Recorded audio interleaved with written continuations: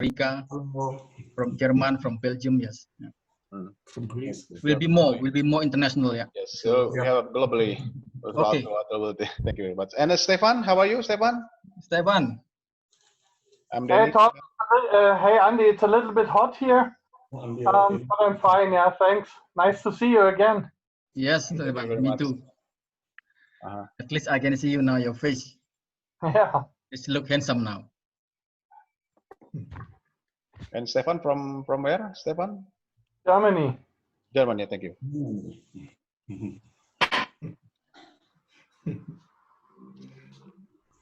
All right, Denny. Okay. Yes, I will begin. Good evening, everybody. Thank you very much for being here, and then good morning from friends from mostly from Europe and from Germany, because we have the about 6 hour, maybe more time difference from Indonesia. And then thank you very much. My name is Dennis Sugandi. I will be your host, and then I will be I have a duty to make sure the meeting is running smoothly. And then I'm not alone. I have Mr. Andy Volcano. He was the initiator of this program, and thank you very much. So much. He was a persistence to be happening on the day.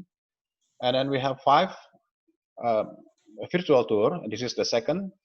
The first it is talking about the Krakatau, and then that is the second about talking about Merapi, which is the most violent or most eruptive in Indonesia. And then there will be 3 different volcanoes in Indonesia, and then they will be still with us. And then have all our friends on college will be stay with us until next from next week to at the end of the month. And now I would like to opening the meeting, and then I would like to give you some preview about Merapi, what we will do having a tour today. Okay, here we Greeting, go. yeah. Greeting. Yes. First, I will be open the video, and then we will continue to greeting. Okay. Yeah. Welcoming.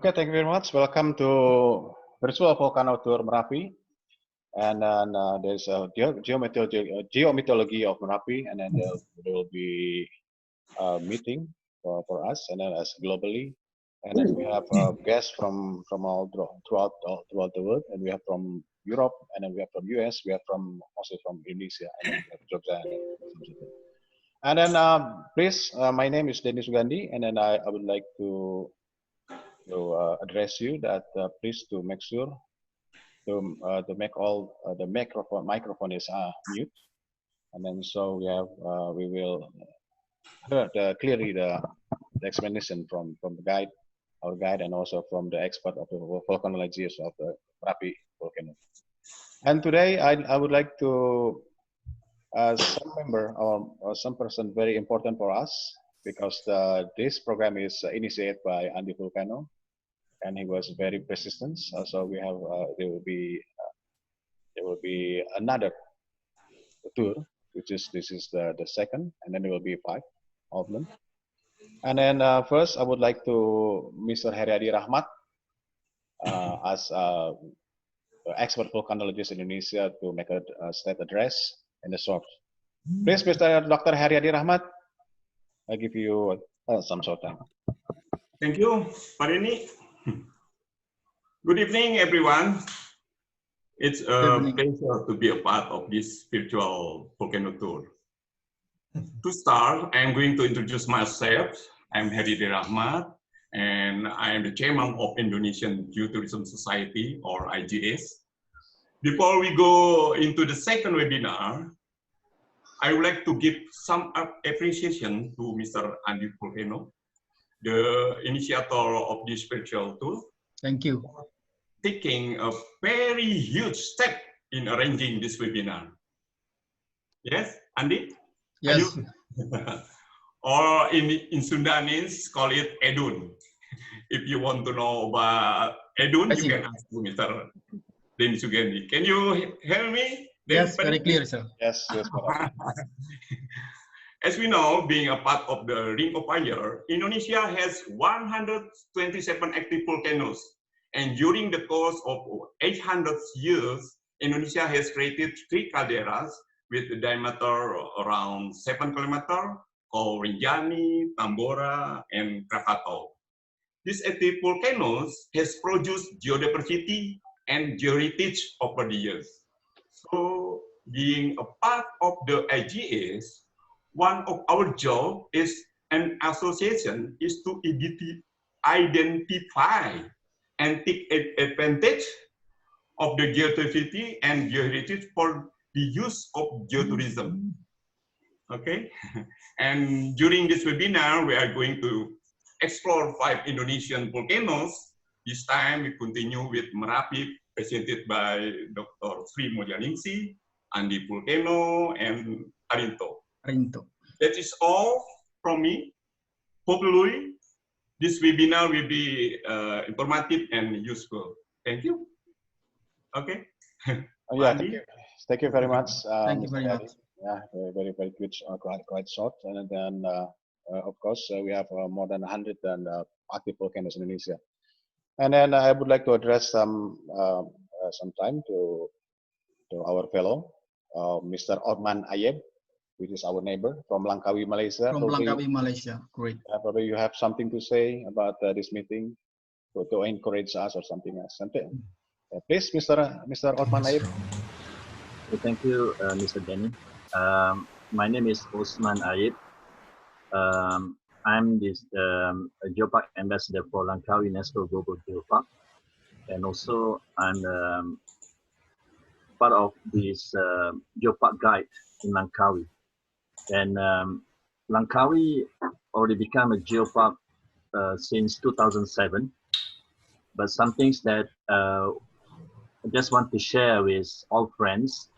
Langkawi don't have volcano, but we have more related to this some things that rock formation during the Paleozoic era, some from 550 million years sandstone formation.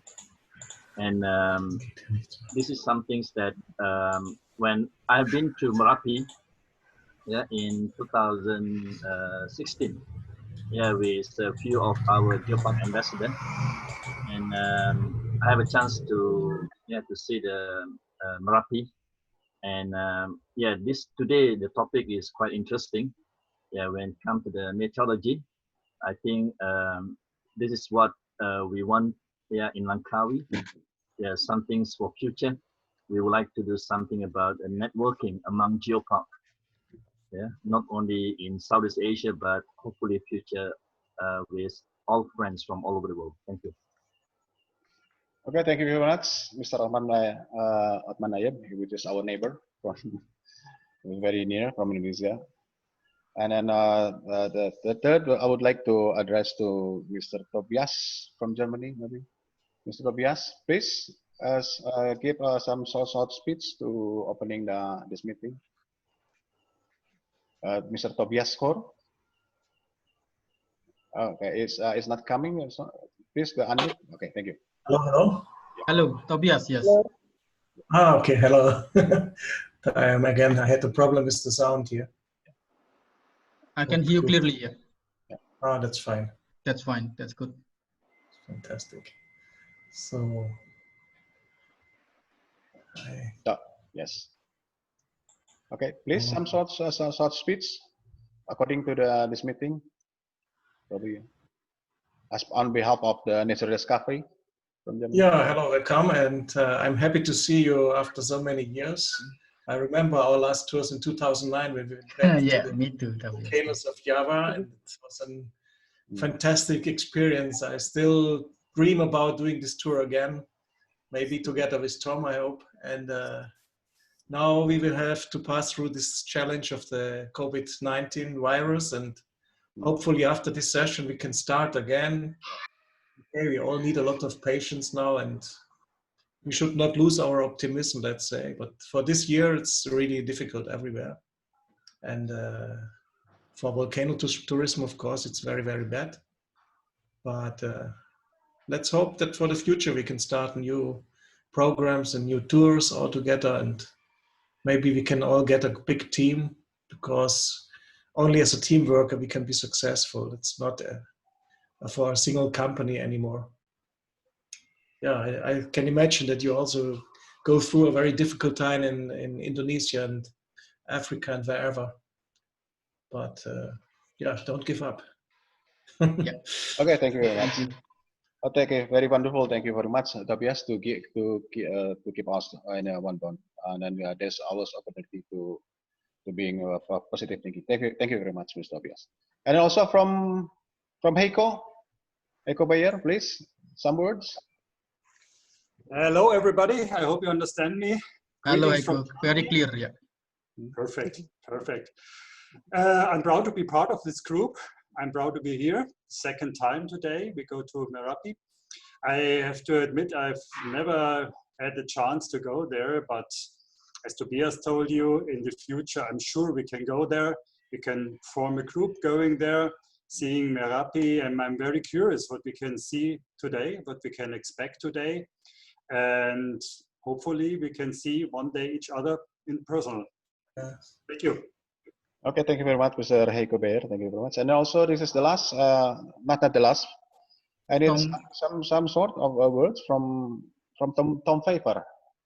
Mr. Tom, are you with us? Tom Favor, Mr. Tom. Are you with us? Okay. Probably this is the last from Indonesia. This is from Indonesian Tour Guide Association. Yeah. Please, Mr. Engku Muluge. Mr. Engku is not with us. He's not coming. And then I need some word from Indonesian Tour Guide Association. President of ITGA. Yeah, the president of ITGA, please. Well, honorable participants and collaborators, I'm so happy this time the second episode attended by more viewers from more countries. So good evening for by Indonesian time, and maybe good day for all participants abroad. Firstly, allow me to extend my greeting in Indonesian manner. Assalamualaikum, Om Swastiastu, Salam Sejahtera. May God bless us all together. Well, I hope to find everyone in good health.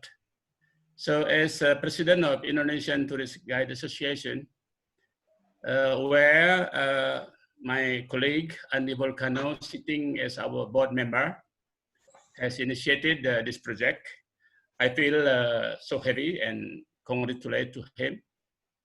So this program is, it was told that this the second episode, and the first one is Krakatoa, where open all our eyes in tourism sector to our members in all over Indonesia to encourage them to be a volcano tourist guide. The association will be very proud if the tourists who are interested in to explore volcanoes will meet satisfactions to our services. As you know that Indonesia has 127 volcanoes. And the segment is quite give a good prospect in the future. So with this project, I hope we'll encourage again and again, because I hope that all our members from Sumatra to Papua attending this program. So then, as you know, that is, I think is just nearly initial projects. So then I can expect to all our honorable participants could give feedback and suggestion to improve the quality of the presentation, whether technique and the content. It will be highly appreciated, as well as we know altogether that nothing perfect in the beginnings. And thanks to participation and your attention. And now I open officially this virtual Volcano tour entitled Mythology of Merapi. Enjoy and good luck. Thanks. Thank you very much. Thank you. Thank you very much, Peter Sangsu Buaya, from the President of Indonesia Tour Guide Association. Thank you very much. And also, this is not the last of the speech. There's some our favorites, and then we have Maria Martinez Cruz from Costa Rica, and probably you will be closing our speech today, and then we will continue to the virtual tour. Maria, are you with us? Yes, sure. Yes. Wow, Maria. Everybody. Thank you very much, Maria. From Costa Rica. Yeah. From Costa Rica, yes. Good morning, everybody. It's a great pleasure to be here with all of you again. And this topic about the mythology around Merapi volcano is a kind of a unique topic. Very important to talk about that and to share about the feelings of people about volcanoes. Among us, there is a person from the United States, and this is Mrs. Karen Holder. She has been at Merapi volcano and all the other Indonesian volcanoes, and she is a specialist on the relationship between people and volcanoes. So I hope she will contribute to this forum today. Hello, Karen, and hello, everybody. Hello, Maria. Hello, Maria. Thank you, Karim. Okay, thank you very much, Maria Martinez. Yeah. Fantastic. Yeah. I need you. Yeah, I will wait you to it. Going back to Indonesia again. Okay, thank you very much. I think this is Maria will be closing our speech, and then as a representation from friends from the abroad, from mostly from Europe, from US, and then some part area from Malaysia. And then now we are going to opening the virtual volcano, which is there will be our guide. Yeah. Still with us, and then this is there's Miss Arinto. Mr. Arinto will be our guide today, and then will be accompanied by Dr. Sri Mulyaningsi. She was expert in the volcanologies in some part area, mostly in the Java volcanoes. And then Mr. Arinto will accompany us as a guide, and then also Mr. Andi Volcano will be guiding through all the virtual. So this is it will be virtual volcano from Merapi, and then we start at now, and then we have about 1 hour and then 30 minutes to finish our meeting, and then at the end will be ask questions, and then also for the discussion also. Okay, I will be opening the screen. Okay, welcome to the virtual volcano of Merapi, and then this is we are talking about mostly about geomythological of Merapi. And then please to Mr. Dr. Sri Mulyaningsi to help us to give us some perspective of Merapi as the geological setting, also the lava domes, and also the eruptive history. Please, Dr. Sri Mulyaningsi. Thank you, Mr. Denny. Good night, everybody. Good night, Indonesia. Good evening, United States. Good morning, Costa Rica, and good night to all of everybody. Very happy to join you all tonight. Of course, in this very prestigious forum, and I'm very happy. Thank you, Denny, for your introducing of me before. Thank you again to given opportunity, Andy, to learn and share for tonight together with you, talk about Merapi. Okay, well, my name is Sri. You can call me Sri. I was studying Merapi in my thesis before, and now I'm studying tertiary to quarternary volcanoes, especially in Southern Mountain, about 30 to 60 kilometers south of Merapi. Well, let's talk about Merapi. So Merapi is located about 40 to 50 kilometers north of Malioboro. You know Malioboro, the town of Jakarta region. It's very active volcano. Its activities usually take place very often, with the duration considered took place very long. Sometime 1 to 2 years, sometime months, and sometime very long. It's a very famous volcano. Usually people necessary to visit and understand everything about it, or just to climb, get the summit, or just to take fun getting its crater. Mount Merapi emerged in Alpine 5 million years ago, according to Bertomer, 1990, but based on its deposits obtained at Supogo in the form of red brick cinder deposits, it is activity known to be 40,000 years ago. The peak itself is located at the altitude of 229 and 30 meters. While last activity was June 21st, 2020, as phreatic type of eruptions. After 5th May 2018, 2 years after the last eruptions, that also as phreatic type. As stratovolcano, it's formed as symmetric cone with the opening fan to the northwest, west, and south.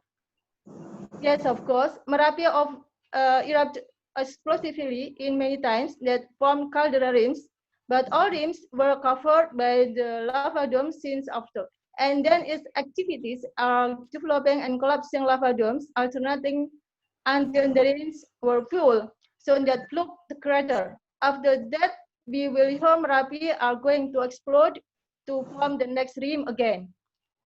Okay, last eruption, the 2010, which took thousands of lives. Later, we are going to see the remnants of the eruptions. Now we have at least 4 periods.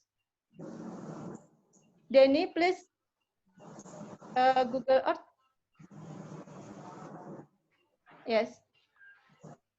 Of the crater rims, firstly at Gunung Bibi, located at northeast of present Merapi, during the first growth of Proto-Merapi. Pak Denny, salah Pak Denny. Google Earth ya. Kasih di Google Earth. Google Earth-nya please. Nah, ya. Summit, please. The summit, puncaknya. Ya. Puncaknya tolong. Ya, terus dibesarin. Gunung Bibi, please. Ya. Diputar. Ya. Now we have 4 periods of the crater rims. The east part is Gunung Bibi, located at northeast of present Merapi. This is during Proto-Merapi of 0.5 million years ago. Then the earlier activity of 40 years before present in the north, in about 16 kilo years before present at Batu Lawang. And then there was moved to west, to Pasar Dubar, till 2000 years before present. And the last since 2000 till present at Gunung Anyar that already formed larger crater on 2010 till now. Okay, let's talk about deposit, Pak. Andi, Pak Denny, the deposit please. Deposit. Stratigraphy, yes. Okay, ferrous intensity. Ferrous intensity from the small, larger, even the catastrophic eruption such as 2010, yes. I talk about the pyroclastic ash cloud deposits entering to the Yogyakarta region at about 17 to 22 kilometers from the summit. It was explosions of 1810 years before present in the red brick. 18 and 10 years before present from the pinkish ash at Singosutan, and 1760 years before present for the Plalangan Tefra reported by Andreas Tuti in 1999. So the last ash closures deposit age 1440 years before present, covering the temple of Kadisoka and ash layers and lahars of 1430 years before present, covering the base of Kedulan temple about 19 kilometers south of the volcano. Ash closures of 11 and 75 years before present at Kadisoka and ash layers and lahars at 11 and 80 years before present at Pasean, about 20 kilometers south and southwest of the volcano. And then lahars and ash layers, ridge leaf, fragment of 1060 years before present, and 1070 years before present at Ngelempong, about 22 kilometers southeast of the volcano. Lapilli ash and lahars at Kedulan Temple edge. Maybe you ever hear about Kedulan Temple. 740 years before present in about 12 and 85 AD, that also exposed at Sanggrahan and Kodian southwest, about 21 kilometers from the summit. Thick lahars and ash layers of 36 and 360 and 370, 310 in wet areas. Even the ash was also exposed at Klodangan, about 33 kilometers south of the summit. Now the temple was buried again because to conserve it. And after that, 18th century up to now. Okay. The lava dome, please. Lava dome, Pak Denny. Lava dome after, yeah. Now, since 2000 years before present, it was 5 growing lava dome at Pasar Bubar the first time at 2000 years before present, and then lava dome since 1911 developing at collapsing lava domes, and this lava domes was collapsed in 2006. Volcanian to subplinian very explosive eruption in 2010, and then phreatic eruptions in 5th May 2018, I think. Okay. Go to the Google Earth again. Okay, thank you. Okay, I hope you enjoyed the trip. Return to Pak Denny, please. Okay, thank you very much, Dr. Sri Mulyaningsi. She was a lecturer at the Institute of Science and Technology at Queen Yogyakarta. Thank you very much. Ladies and gentlemen, friends and colleagues, and then we'll be begin our virtual tour because Dr. Sri Mulyaningsi already give us some short information about the eruption history around the Merapi volcano. And then please to join us now, Mr. Arindo as our guide, and then he will be taking us from some certain area in some part of the Merapi volcanoes. Please, Mr. Arindo. Okay, hi everybody. Sugeng Rawu, selamat datang, and welcome to Yogyakarta. Welcome to the airport of Adi Sucipto International Airport of Yogyakarta. I just want to introduce myself. My name is Arinto Prakoso. You can call me Arinto. I have a bachelor degree in geology from the local university in Yogyakarta. But after that, I worked for more than 30 years as a general tourist guide. Okay, so I like guitar and traveling. So I live right in the city of Yogyakarta, about 10 kilometers from the airport. It's about, from my home, I could see the volcano very clearly. Ladies and gentlemen, today we are going to do the virtual tour, Geomythology of Merapi. And if you like, I have to share with you the itinerary first. First, from the airport, we are going to go to the southern flank of the volcano to the Cinarejo village, about 30 kilometers away to the north, about 1 hour drive. And then from Cinarejo, we will visit the house of Mr. Marjan, the guardian, the caretaker of the volcano. From there, not far from there, we proceed further to Batu Gajah, the big boulder from 900 years ago, and then to the bunker. After the bunker, we go to the Kali Gendol, the very important river Gendol. From River Gendol, we go to see the Batu Alien, the alien stone. From alien stone, finally, we'll be at the small museum, the rest of my treasure museum. Okay, everybody, I think some of you have been very familiar with Yogyakarta, but I think most of you also not familiar with. Yogyakarta is the capital of the province of Yogyakarta, located in the Central Java geographically, but in the Central Java there are two provinces, the province of Central Java and the province of Yogyakarta. We are in the island of Java, right in the middle of Indonesia. Java is one of the 5th major island in Indonesia. This is the Sultan Palace in the city of Yogyakarta. Okay. Yes, we are about 7 degrees to the south from the equator. If we go to the west, Krakatau is in the west. Yeah.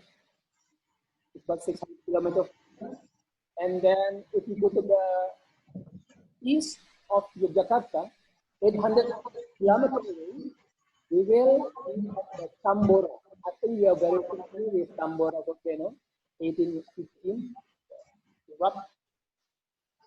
And then, okay, the people inside this area in Yogyakarta from 7th century, 8th century until 10th. You see the center of Hindu civilization. Last area, agriculture, many ancient buildings using the volcanic material. Okay, concerning with in relation with our theme today, the geomythology, the people in Java, Indonesia, they are very familiar with the natural geological phenomena, the existence of the volcano.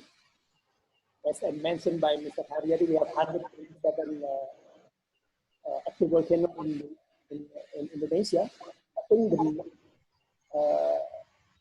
the most countries with the most number of active volcanoes. Okay, and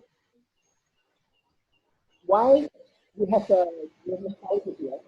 Because we have mythology, geomythology related to the geological phenomena here. The mythology or the folk tales is used by the people during the pre-scientific society to explain to the rationalize the geological phenomena by the story like this. They believe about the imagery line from the volcano to the Sultan Palace and then to the Indian Ocean in the south, to the beach. And they believe there is a spirit living in the volcano as well as in the Indian Ocean. The first Sultan of Yogyakarta, the Hamengkubuwono I, after the meditation, he got the help from the spirit, the goddess of the South Sea or Indian Ocean, and also from the spirit from the volcano Merapi. And those two would help the first king to make this area powerful, peaceful, and wealthy. So, under the condition, every year the Sultan should have the offering ceremony, yeah, and giving offering to the volcano Merapi and then also to the Indian Ocean. Labuan. Arinto, please. Yes. Let me. Okay, Dr. Sri. Okay, I think I can add some information. History is generally taught in the form of fairy tales, legends, stories, or chronicles, such as Baba Tanah Jawa, you know. Those usually contain disguised stories, illustrate the unmade sense heroic sections, tell about the hero, his or her ability in magic, power, supernatural power, and so on. A charm or person and children's a very short trip that illustrates as a blink of eyes, such as before story, or with a very philosophical explanation of placing study building, such as we are going to talk before. Every person who reads the story or the tale must translate it or interpret it before understanding its purpose. Let's visit during the reign of the kings around Merapi, from King of Mataram Hindu-Buddhist until Mataram Islam. History tells before 13th century, mostly kingdoms, especially in Java, such as Kalinga, and then in Mataram Hindu-Buddhist, Galuh, Pakuan, Kediri, Kahuripan, etc. were built in highlands. But after 13th century, such as Yogyakarta now, and then Majapahit, Demak, Sunda, etc., were built on lowlands. The real data is there had been shift of policy in the placements of central governments. Of course, both were not unreasonable, maybe by political or socioeconomic reasons, in line with its geopolitical developments. My personal interpretation is that before 13th century, the geopolitics carried out more than survive and defense from the other countries or other kingdom that may treat them. Yeah. For example, Queen Boko. Queen Boko is located at above the line, which is morphologically at a height, could be observed north to Merapi, south to Southern Sea, and west to West Progo Mountains, so that the kings or the governments could control or observe the enemy.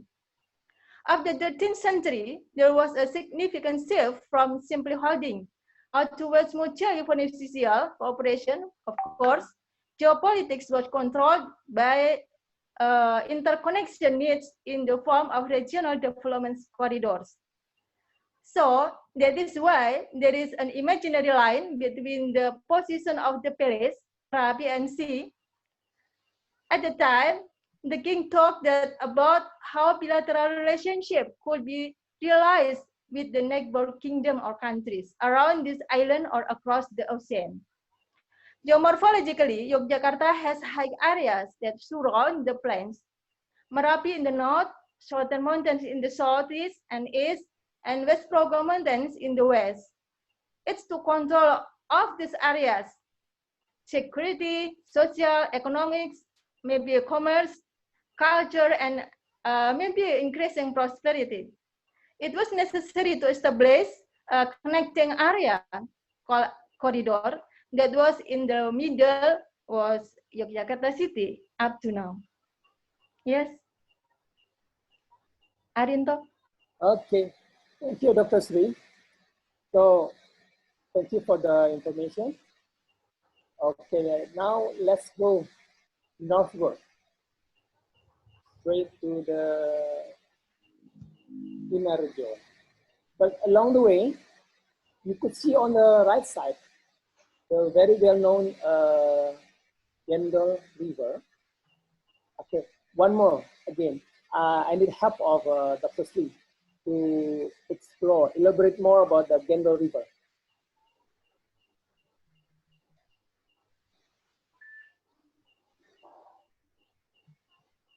Hello, Dr. Sri? Okay, thank you. Okay, the borderline of Central Java and Yogyakarta, I think. When we are discussing tourism, so we are talking about interpretation, all right, and so on. And the second imaginary, this imaginary, the line bordering about between Central Java and Yogyakarta through the Gendol River. To the west of the river enters Yogyakarta, and to the east of the river enters Central Java. The zone is often traversed by Merapi lahars or even hot clouds. This valley used to have disasters. Many temples are found in buried condition around it. And when Sultan Hadiwijoyo, the king of Pajang, was going to attack Panembahan Senopati, the ruler of Mataram was a kind of independent country under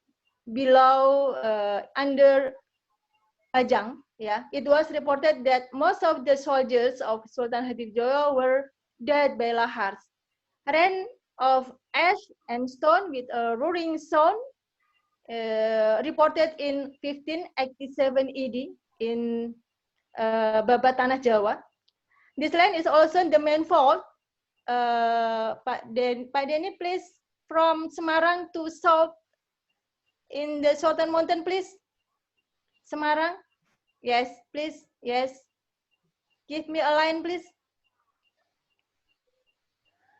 Okay, this is a Semarang Fort. Through Mount Ungaran, Telomoyo, Merbabu, Merapi, and finally cutting the Southern Mountain. Yeah, please. Separating Gedang Sari and Piungan in west of Bayat. This opening fault is interpreted forming a range of those volcanoes. So east of and west of the fault as a safe areas, but in the borderline was unsafe areas. Arinto? Okay, thank you, Dr. Sri. So we are about to arrive at the Kinarajo village. Kinarajo village. We have to change our vehicle, the local jeep. It takes four-wheel drive. Okay, so now we are in the Kinarajo area, Kinarajo village. The Kinarajo village located 1,200 meter high above sea level, about 42 hectares. Before the eruption, 2010, there were about almost 300 people living there. In that area, Kina means kini. So once in 19th century, the Dutch colonial government grow kini, Cinchona sativa, from Brazil as a medicament for attacking malaria in this area. So we go to Mbah Marijan house, the guardian. Arinto, please let me add before you go to Mbah Marijan. Okay. Okay. As I told before that Kali Gendol or Kendol River is unsafe area. It's usually used to flow the deposit from Merapi. A cut slope zone is not actually a safe area for life in. Volcanic debris often reaches zone, generating lahars in the lowland areas and pyroclastic flows and hot clouds in the headland areas.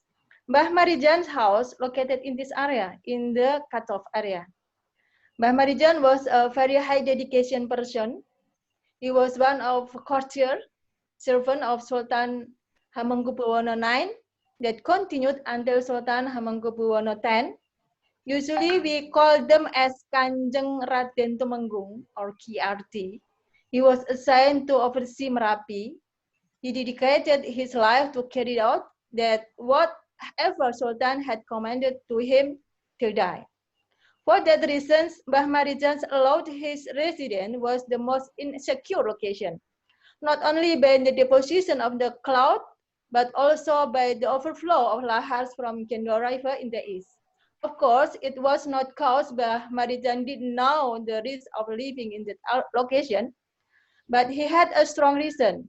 So he could observe the progress of Merapi activities so that he could quickly knew then soon as possible to report the activity to Sultan, which was Merapi was going to erupt or lahars are going to down, so people had to be prepared to evacuate soon.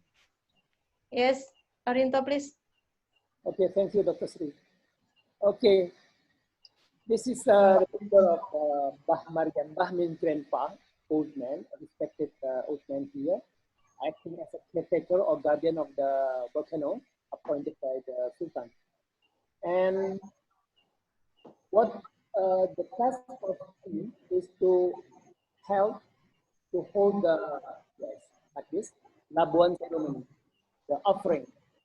It happens in 2 days, yeah, 29th of the Rajab lunar calendar, the 7th calendar Islamic calendar, coronation day of the Sultan. And you can see the gentleman in the traditional costume. They walk from the Kinal for about 1 kilometer up to the volcano, and they put offering. What kind of offering they bring for appeasing the spirit of the volcano? Is clothing, new clothes, for men and women, and what's called it, turban.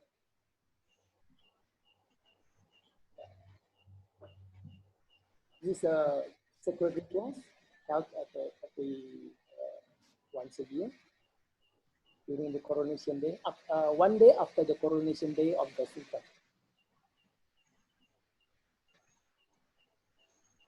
Usually, beside this, the offering is not only in Merapi but also in the Indian Ocean, especially in the Indian Ocean.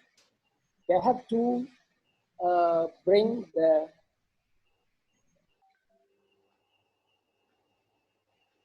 it's a kind of clothes,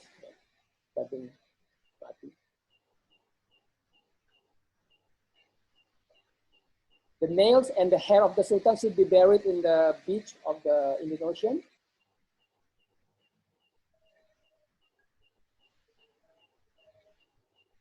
This is cloth for lady. Because the spirit in the volcano, not only men but also women. Yeah. Goddess. Yeah. If you notice, the men wearing special batik motifs. Okay. So, ladies and gentlemen, this is the place where we found Mr. Marijan. We found death because of the volcanic pyroclastic flow in 2010, 26th of October, 2010. So this is, yeah. Okay, so we are already from Marijan. We proceed further to the Batu Gajah. Okay? You can see the very purity, batu gajah. Batu means stone. Gajah means elephant. It's big stone like elephant. Actually, this is the boulder. According to Andreas TV in 1919, this is 900 years old. We call that Kinaharjo tephra, boulder of the tephra. Tephra is a volcanic eruption deposit material. Anything. So this is very close to the bunker. Yes, not far from here. So 900 years means like 10 centuries. Okay. Okay, this is the bunker of Kaliadem. The bunker was built during the colonial time, Dutch colonial time. It could accommodate about 60 persons inside. There was a story about collapsing lava dome in 2006, gleaming avalanche covering the area, including the bunker. Unfortunately, there were two personnel. The two search and rescue personnel, they stayed for asylum camp before the eruption, but unfortunately, this bunker covered by 3 to 4 meters thick of hot pyroclastic deposits. It's very fast, yeah, 2006. The pyroclastic flow could reach 70 miles per hour, or more than 100 kilometers per hour. And the very hot mixed between the gas and the volcanic material. This is because of the collapsing magma, lava dome. And you could have a look. This is what the Javanese call the ships. The ship is a volcanic plastic flow like that.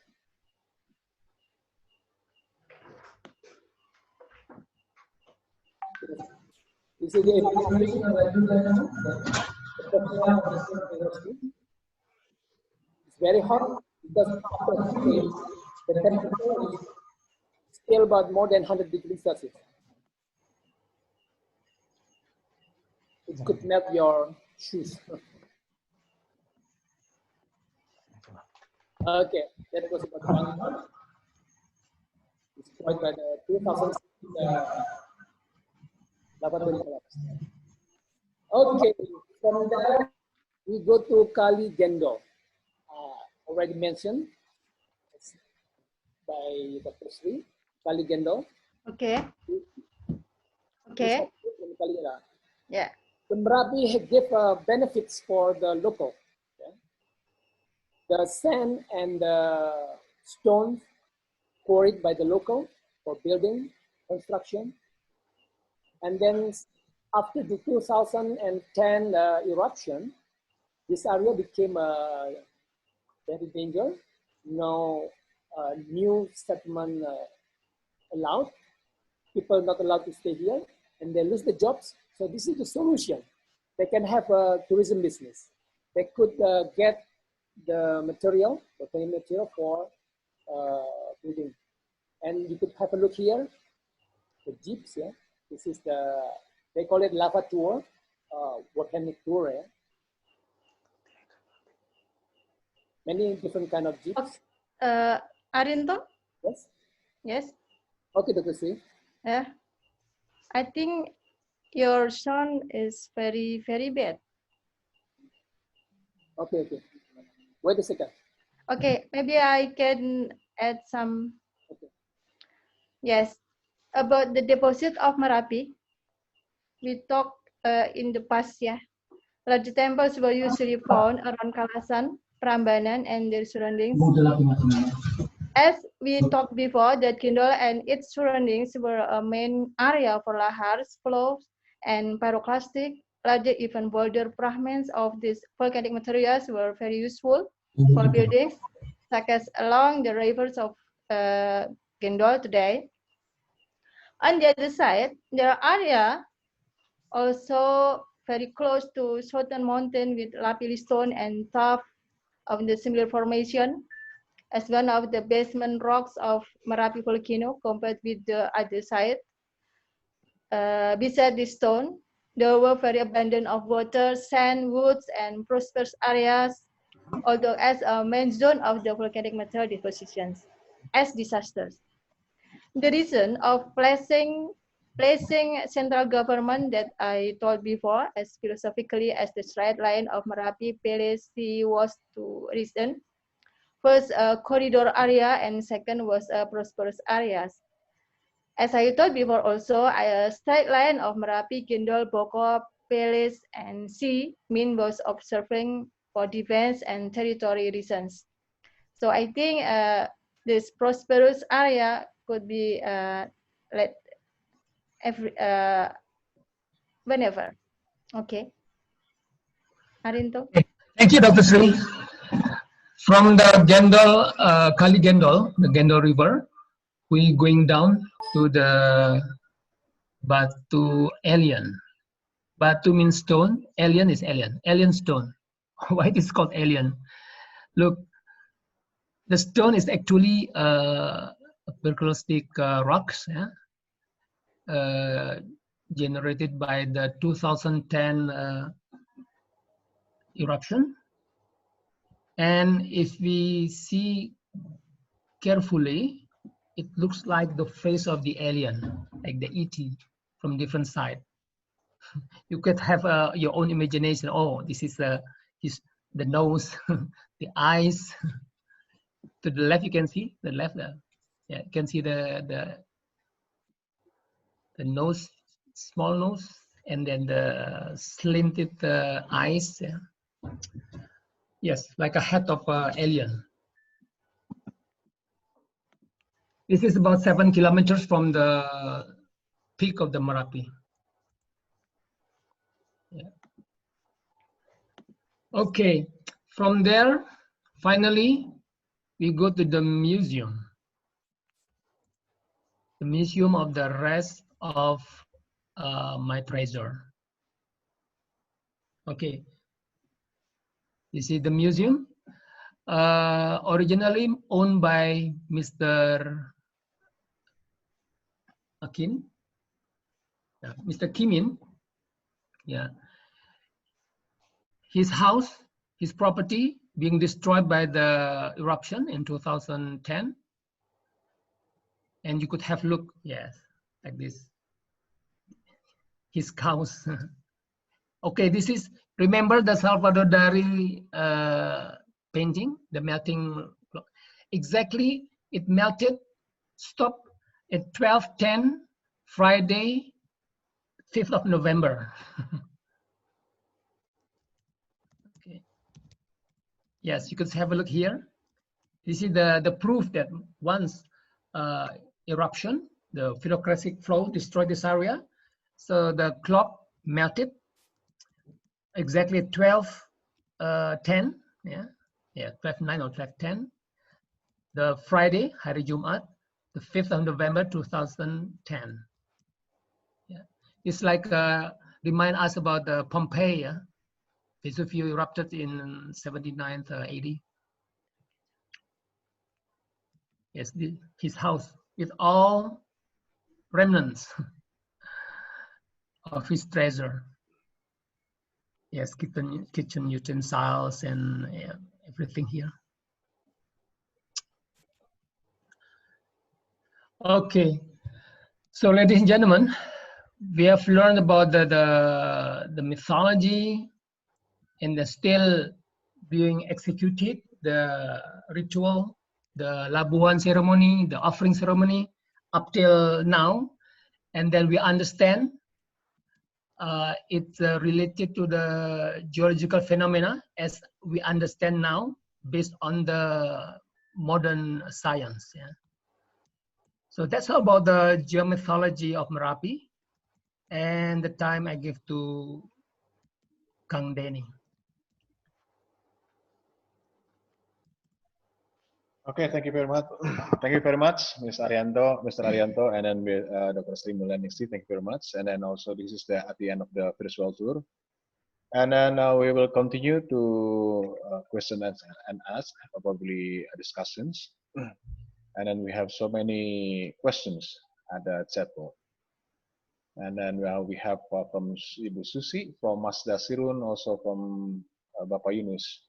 And I would like to first to open mic to probably from friends from the abroad.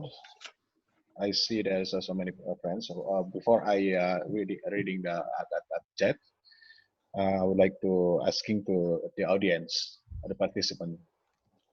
Probably somebody want to ask directly to Mr. Arianto or maybe to Dr. Sri Mulyani, according to our virtual tool. Yeah. Danny, can you hear me good? Yes, yes. Okay, so I'm Andy, everyone. So yeah, it's very interesting from the beginning, but once again, I think from the beginning, people really want to know. So the name of Merapi is quite famous, right?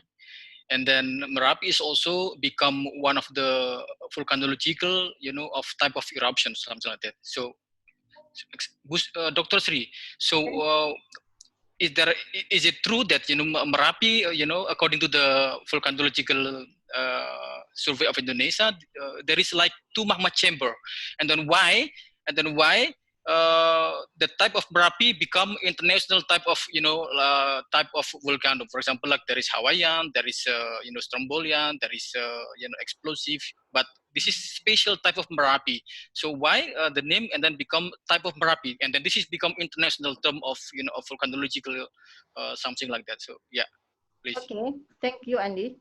Okay, yes, Merapi has 2 magma chamber in about 1.5 kilometers and in 5 kilometers depth. And this position make Merapi has andesitic and basaltic magmatic. Basaltic, all right. Yeah, basaltic and andesitic. When the real magma from the first magma chamber, it is basaltic, and then the magma differs to and assimilate to the other to the surroundings and getting andesitic. And then yes, that Merapi has not only one crater because of this, because of 2 chamber, because 2 magma also. 2 magma chamber. Yeah, 2 magma chamber also. So it's like a primary and secondary chamber, isn't it, like that? Yes, yes. The first magma, the first magma chamber was formed by the main line of west east fault system from Selamat, yes, Selamat volcano. Selamat in Central Java. And the Lawu volcano. And the second was by Semarang Fault from Ungaran to the south of Southern Mountain. All right. So do you think, because Merapi is quite special, because normally people, especially common people, always know about, so how many chamber that, that normally in the volcano, because this is always with 2 chamber like Merapi, or, and then how many chamber? I think theoretically one volcano, they has only 1 chamber. And then Merapi, no. I think no. I think okay. Like this, yeah. Every volcano has their characteristic. All right. Merapi has interesting. Its characteristic. Other volcano has another characteristic. All right. Merapi is very, very unique, and the other volcano also unique with their magmatic system. Such as Merbabu also. Merbabu has a characteristic, the unique characteristic different with Merapi. Well, even Merapi is so close with Merbabu. All right. So I think, Dr. Sri, I got information from the Volcanological Survey of Indonesia that why this is called that become type of Merapi. This is I don't know exactly, but this is correct or not. So because why and then become type of Merapi internationally. The first, because Merapi is always with lava dome construction. So every development, every growing up of the lava dome, this is of the volcano, this is always initiated by the lava dome constructions. And the second, so Merapi, when the lava dome, maybe grow up, and then after that, explode, for example, like in 2010. And after that, there is always the remaining of the lava dome, and then still exists like that, and then stay like that. So that's why this is a characteristic of the Merapi. And the third is like that because there is two magma chambers. So this three kind of this is correct, and then after that, because the unique thing and then the characteristic that quite different with the different volcano, and then make Merapi, then name it become type of Merapi in the world. So one of the type. Yeah. Okay. Yes, Merapi has lava dome with growing and collapsing. Yeah, it's before 2010. Not only growing and collapsing lava dome, but also very explosive. As I told before in the beginning of this session, I thought that Merapi has many times of eruptions, many kinds of activity, from the constructing phase. It was constructing Gunung Bibi Hill, yeah, in the east. It was a sequence of lava and cinder deposits with very basaltic materials. And then in the second activity was Batu Lawang. Batu Lawang has andesitic to basaltic also, but more than basaltic. Very rich in olivine. And then the olivine was very big, very deep, very thick of materials, and very rare to the explosion. It was at Batu Lawang. And then from Batu Lawang to Pasar Bubar, we know.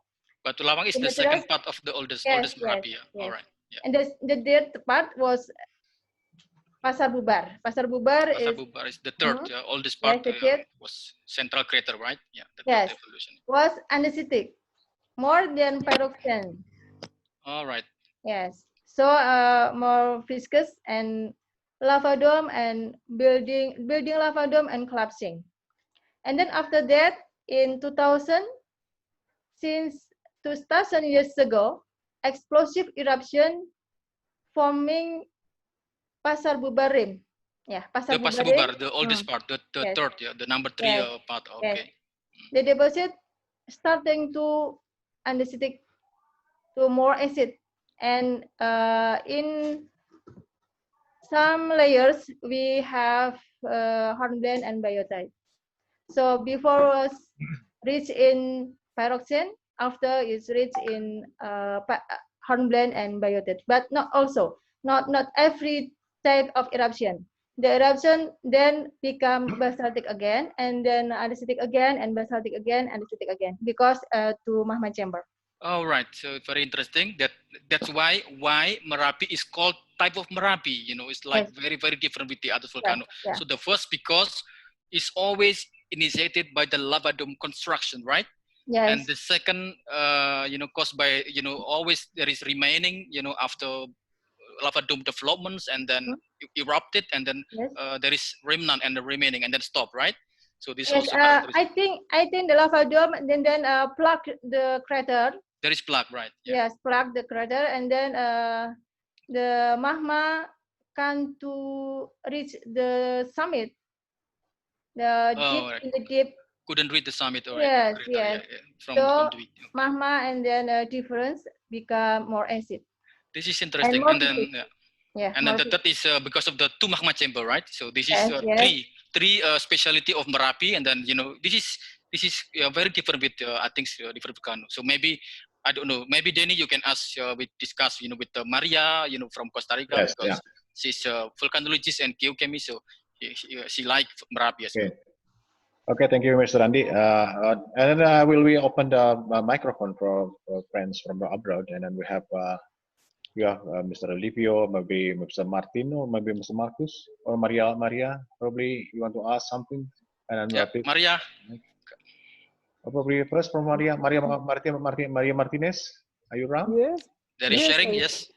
Yes, please. Some questions, or maybe do you like to? Maybe you want to add something, Maria. Yeah. Or maybe sharing with us about the volcano over there. Yes, I have been to Merapi Volcano once in 2010 together with Karen Holberg. We were there with many geologists and volcanologists from Indonesia during a big meeting, international meeting. So the Indonesian people took us to the Merapi zone that was destroyed by the pyroclastic flows in the past. And it was very impressive to see the impact of the pyroclastic flows in this area where there were villages having a normal life. Yeah. So what I wanted to ask is if the people around Merapi, if they are aware, if they are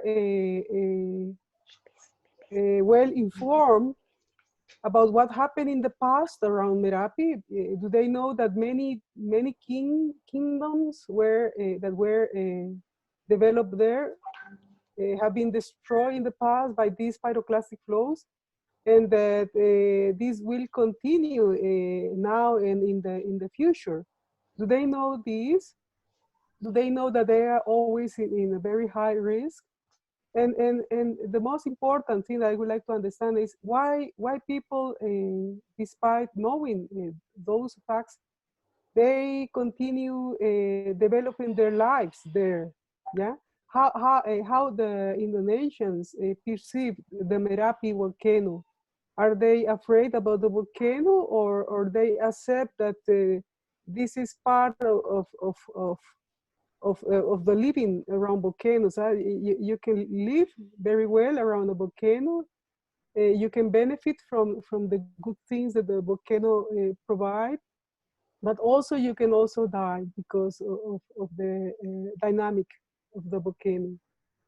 I would like to know how the Indonesian people perceive Merapi from a life point of view. All right. Okay, Dr. Sri first maybe. After I can add, yeah. Okay, thank you. Maria, welcome back to Merapi. Yes, Maria. Yes, thank Always you. fun, Yeah, yeah. I think the kingdom was not destroyed by Merapi. In 1006 AD, as right in Pralaya 1006, there is no deposit in the around Merapi with very thick, yeah. Just a little tephra over there. So kingdom still going on. So it's never disorganized, even to destroy it more. But I think yes, it's it was very dangerous to them. But I think it's okay. Merapi is periodically active, so they live here and never disrupt about the eruption. Okay, how people can continue developing the life beside the disaster? Indonesia has a nice policy, life harmony with the Merapi or with the volcano. We are educated by the local government and the PVMBG or volcanological. No, volcanological, but mitigation. DNPB. Yeah. Or mitigation. Null pot of Yeah. Disaster management. Like disaster management. Yes, they educated us, and then we are very lucky to about this. Yes. Yeah. Okay. And then Maria, I can add about, this is my my insight or my overview, based on tour guide and how that local people know about this, because Merapi is quite fantastic. Why it's called the most active volcano in Indonesia and one of the active in the world, because Merapi is quite, imagine that normally one volcano, for example, in Indonesia, 129 active volcanoes, but it's only about around 68 until 71 that has monitoring posts. But Merapi, there are 5 monitoring posts and then 1 central. So imagine from the north, from the east, from the southwest, like that. So 5 observatory posts. So imagine that how every observatory post always always do monitoring about the development, about the activity of Merapi.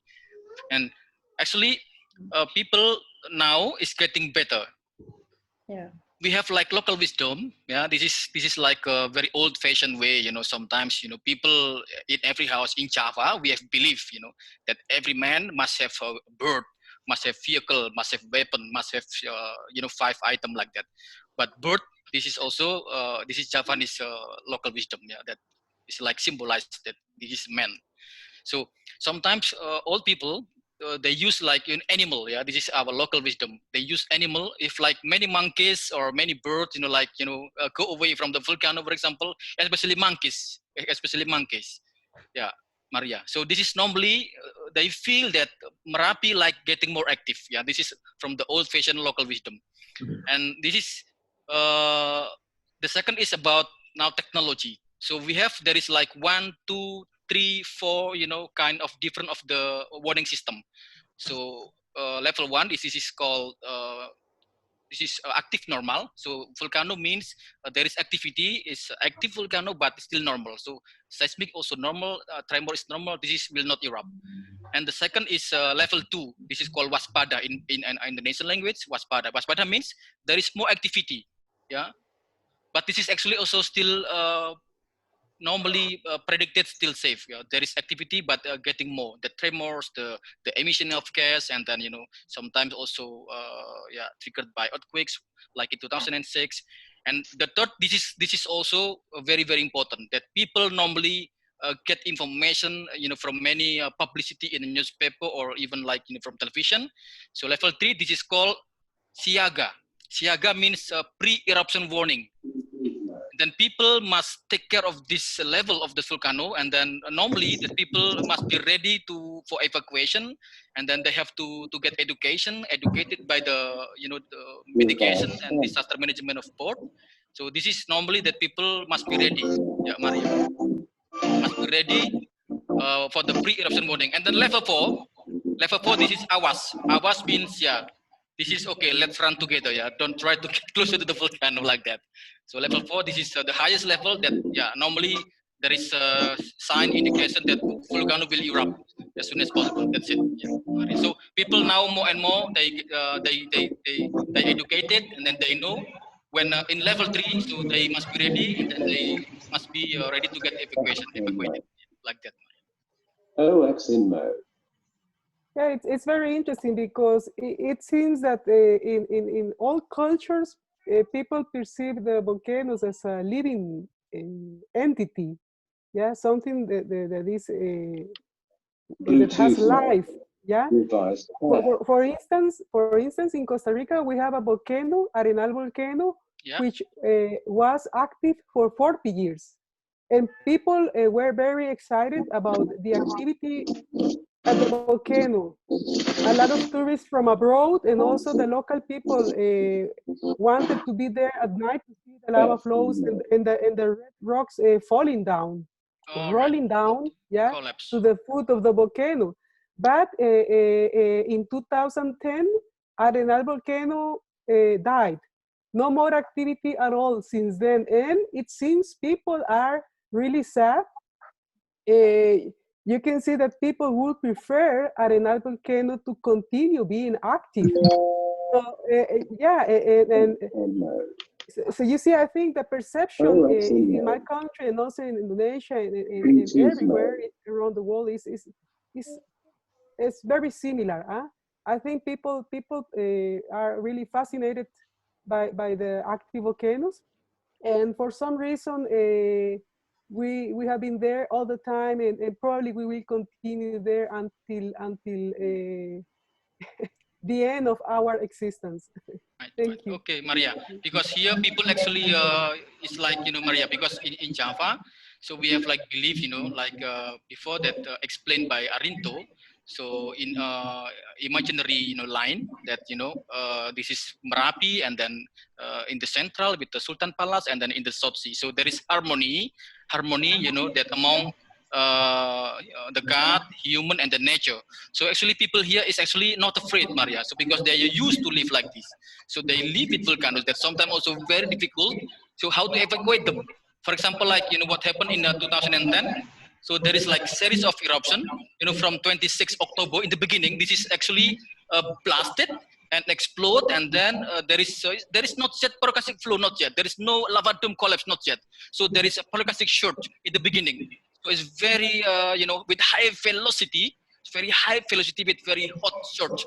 And then this is that hit, the village of Kinarjo, which is the guardian of Merapi, Marijan, living with almost 36 people over there.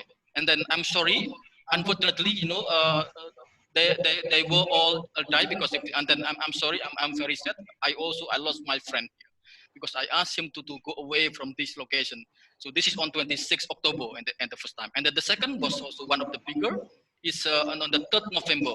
And then this is dome collapse, and then pyroclastic flow, and then had been flowed all the times. And then the distance of the affected area is also longer. It's more far, from 8 kilometer and then to 12 kilometer, and then again in the 3rd November, and then finally in the 5th November.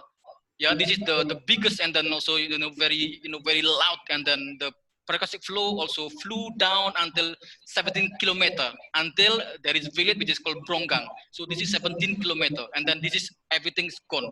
Yeah, and so all the village is almost like 15 villages around the Merapi at the times also has been devastated, and then everything's Maria. So that's why. But people always not afraid, And then after that, people after Merapi erupted, so they in the beginning, because this is blocked, this is blocked by the governments, yeah. And then in 2010, and then after that 2011, people come back, and then this is volcano tourism began, that thousands of people they come to Merapi, and then this is very interesting. So many research, and then research, and then study, and then mostly volcano tourism. Every week, the member of the local tourists. This is like in the weekend, this is 5,000, Maria. So imagine, yeah. So this is the benefit of the volcanic eruption sometime, yeah. This is what happened in Yogyakarta. So people are not afraid here, Maria. But sometimes they want to stay, but busy with the cows. Oh, what about my cows? Sometimes military, military want to evacuate them, but please, oh, what about my cows? And then sometimes the police like upset. No, leave it your cows. No, I want to have my cows. So by this happen, and then sometimes people also lost. They get hit by pyroclastic flow, like in 2006 October before. So this is what was happening, Maria. So it's quite For me, I was sad at the time. So I work as volunteer. And then I evacuate people. Yeah. So I lost my good 3 friends there. Yeah, like that. Andy, I think it was started from 2006. Yeah. And continued with 2007. Yeah. It was activity starting from 2005. Right. After that, earthquake, very, very big earthquake in 2006, opening some cracks in the summit of Merapi. And magma cooled to the Merapi and flow, and then plug the crater. And then in 2007, 2008, Merapi should be erupt again, but it was not erupt. Continue 2009, some different sign of magnitude from the summit getting rise and then rise and then rise until early of 2010. In July 2010, it was starting with activity, yes. Opening lava dome, new lava dome. Right, New lava dome. Yeah, it was. In the place of 1911 lava dome. So the crater should be located at the crater of 1911, but because it blocked by the last lava dome, so magma can flow to the crater and continued until October 2010. In 2010, seismology reported some different sign. Yeah, it's bigger and bigger earthquake, the local earthquake and volcano earthquake. So that PVMBK told that it has to raise the normal Disaster management. Awas is highest level, yeah. Level 4. Yeah, high level. Awas level, highest level. Let's run together, Pusri. Yes. It's too much dangerous, yeah, Maria. Yes. It's too much dangerous. Last October, I was pregnant.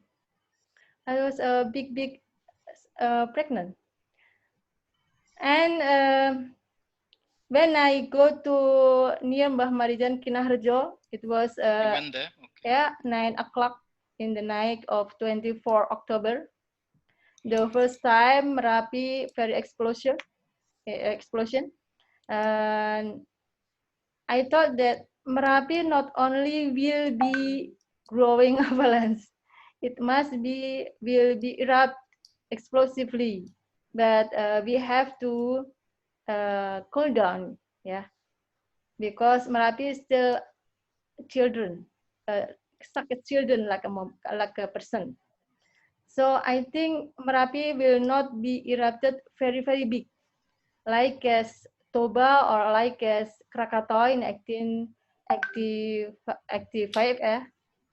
So that Merapi will be erupt in bigger, but I think we have to cool down. Yeah.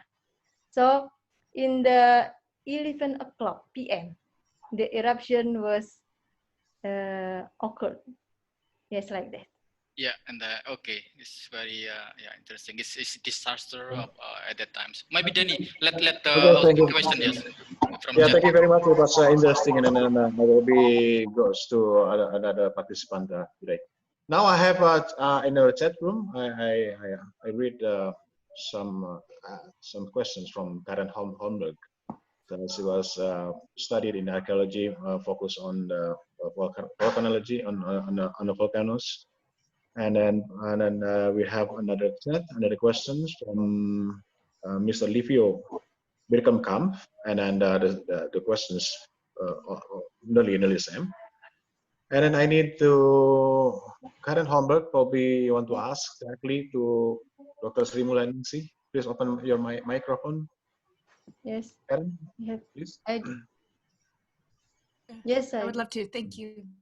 Thank you. Yeah, I just wanted to ask about the communication, and that was something that was brought up earlier in the tour. Was that there's two ways that Merapi is being monitored or observed, both scientifically and spiritually, the traditional sense. And I know that the son of the guardian of Marijan made a statement that several years ago that he would like to continue his father's role, but he would like to also interface with the scientific community in order to convey hazards more effectively.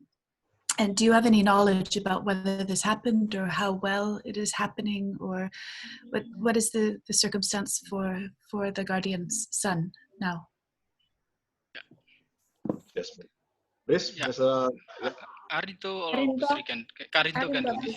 Okay. This goes to Arinto. Please, Mr. Arinto. Thank you. Yeah. Just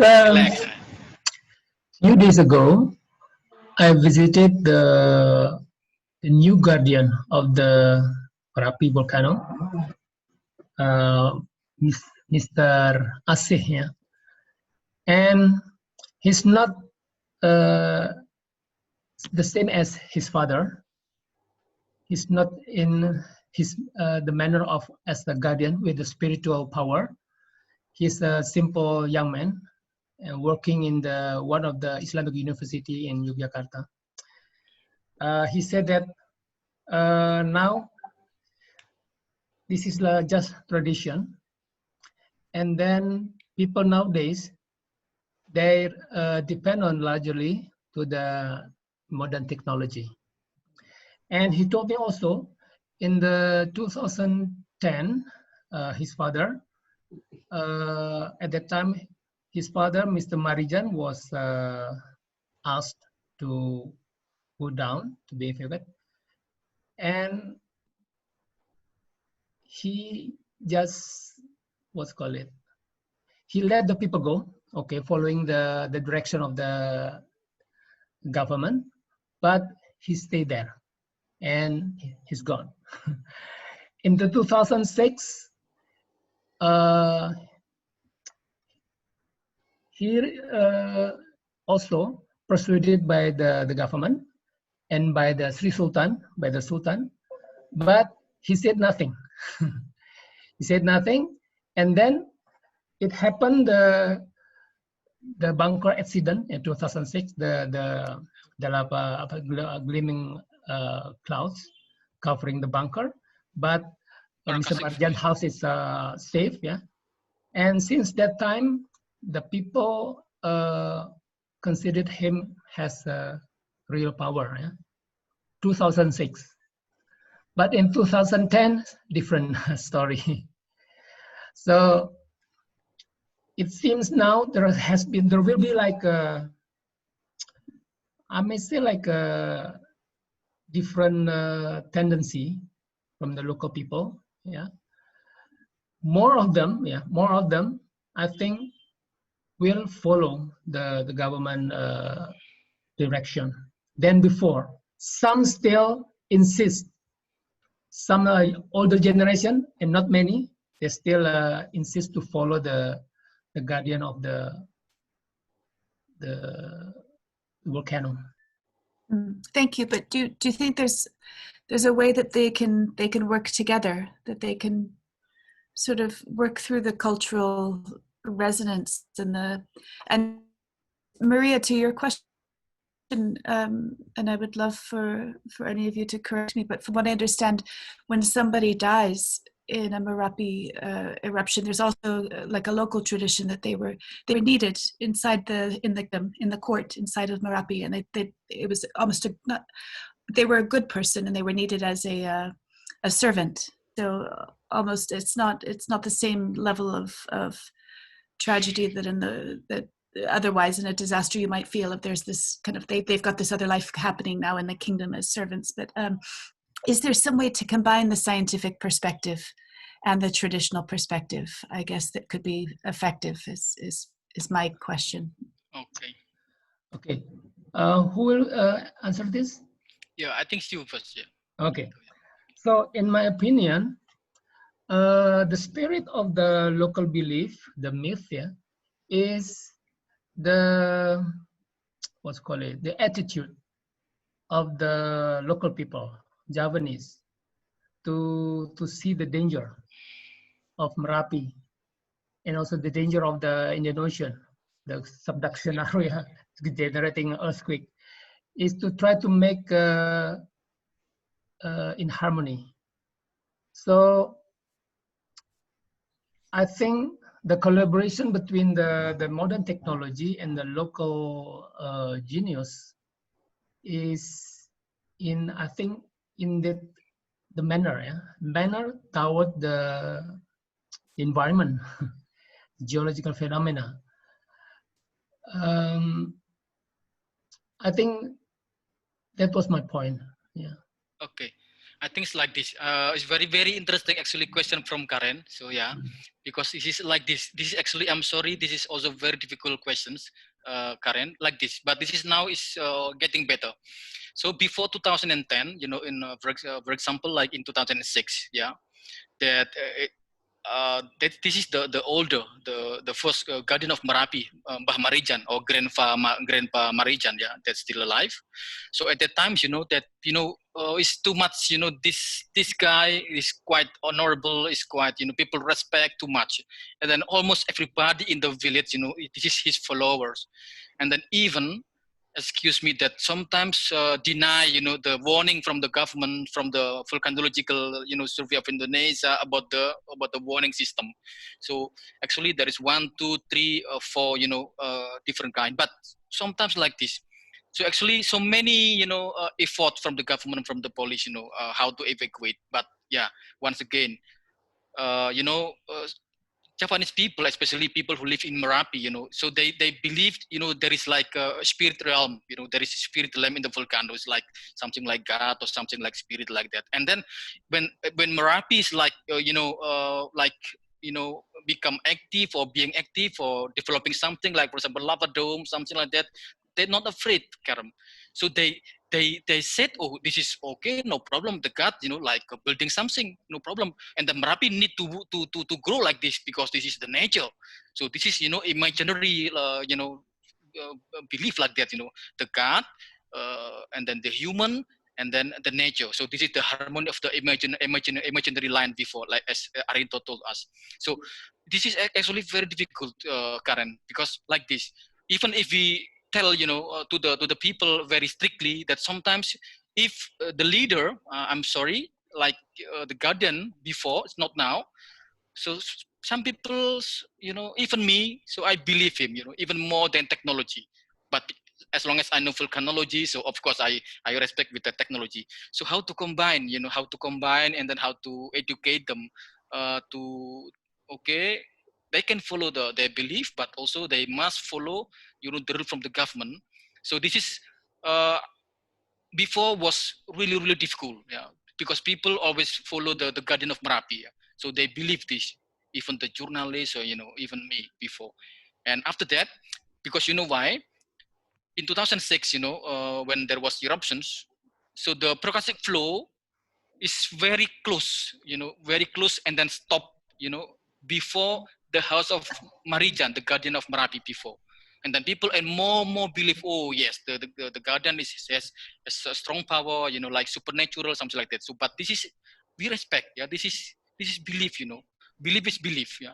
So this is, and after that, more people trust. And then in 2010, once again, so actually there are so many, strong effort also from the government, from the president, from the sultan, they call the guardian of Merapi, please, also go away like other people. So they go in the shelter, in the evacuation location. But once again, I'm sorry, this is about the beliefs, because at the time, the guardian of Merapi said, no, my job is to guard the Merapi, so I will stay here. So we couldn't push him. This is about the strong belief. And then for me also I respect, but for me I went out, yeah, I went down because I was also afraid, yeah, because I know this is level 4, it's nothing, let's run together, yeah, it's no more pre-eruption warning, this is highest level. And then the seismic, this is more than 200 until 300 tremors every day. This is very high, activity of the seismic. So this is kind of what was happening before. And now, excuse me, after 2010, yeah, we said, because we love him, the guardian of Merapi, but because of he passed away because of the eruption, and then now his son. So this is the generation. So the guardian of Merapi, this is actually assigned, appointed by the sultan. Yeah. So generation by generation, as long as you have son, it's like the king of Jakarta. And then now people are more aware, actually, Karen. So it's not like before. So people are more aware. So when there is warnings, something like this, so yeah, they go away. But still they try to come back, and then really they're not afraid because the philosophy of the imaginary line like that. So the God, the human, and the nature. So they live in harmony with the nature. So yeah, we just respect. This is something like yeah. Okay, yeah, Danny.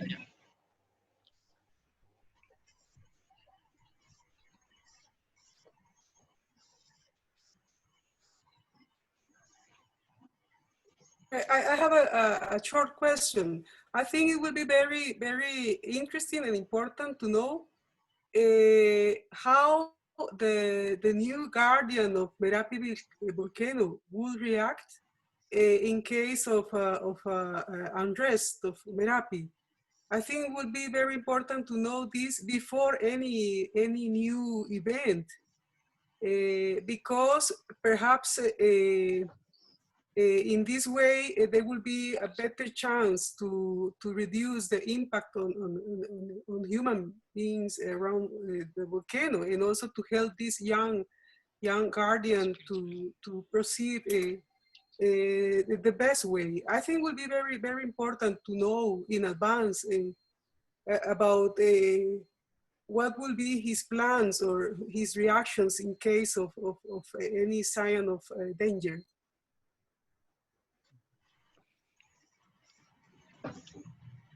Andy or me? Yeah, Bu Sri, yeah, Dr. Sri, yeah, please. Okay. Yes, the second guardian, Mr. Asi. I think Mr. Asi is very different with Mbah Marijan. Mbah Marijan is very dedication to his servant, yeah. And Asi has a new policy that he has to collaborate from traditional and also from educational. The research must be more than have to do, so we can answer everything about the Merapi activities. So Merapi have to be learn more and more. So we have to know about the characteristic today. The characteristic is very different from now and before. I think like that. Yeah, exactly. Yeah, it's getting better. Yeah, like that's why the question from Karen is fantastic. Yeah, it's difficult to answer as well, but now it's getting better. Yeah, so people that try to use technology as a warning system, even Karen now, every one family, for example, that who now like making business in Merapi, so they have like a small radio, So radio they connected with the seismic from the volcanology or department. So like wing wing wing wing wing wing. So there is sign, there is always activity. So when the sound is like singing more, so people even now know about this, and especially the current the guardian is more educated, and then yeah, so people respect. So still difficult to give how to say that people must aware for this, but really people in here is not afraid with volcano. So they think volcano is this is everything for them. Yeah. So like that. Yeah, Denny. Yeah. Okay. Maybe more questions. Yeah.